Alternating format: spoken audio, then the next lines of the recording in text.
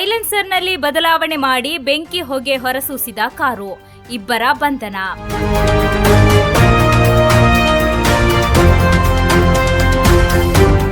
ಕಾರಿನ ಸೈಲೆನ್ಸರ್ನಲ್ಲಿ ಅಕ್ರಮ ಬದಲಾವಣೆ ಮಾಡಿ ಬೆಂಕಿ ಹಾಗೂ ಹೊಗೆ ಹೊರಸೂಸುವ ರೀತಿಯಲ್ಲಿ ವಾಹನ ಚಲಾಯಿಸುತ್ತಿದ್ದ ಇಬ್ಬರನ್ನು ಮಂಜೇಶ್ವರ ಪೊಲೀಸ್ ಠಾಣೆ ಪೊಲೀಸರು ಬಂಧಿಸಿದ್ದಾರೆ.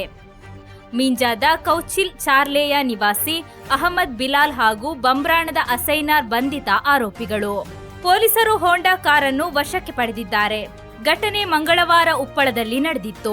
ಅತಿಯಾದ ಶಬ್ದದೊಂದಿಗೆ ಸಂಚರಿಸುತ್ತಿದ್ದ ಕಾರಿನ ಸೈಲೆನ್ಸರ್ನಿಂದ ಬೆಂಕಿ ಮತ್ತು ಹೊಗೆ ಹೊರಬರುತ್ತಿರುವ ವಿಡಿಯೋ ಸಾಮಾಜಿಕ ಜಾಲತಾಣ ಇನ್ಸ್ಟಾಗ್ರಾಂನಲ್ಲಿ ವೈರಲ್ ಆಗಿತ್ತು.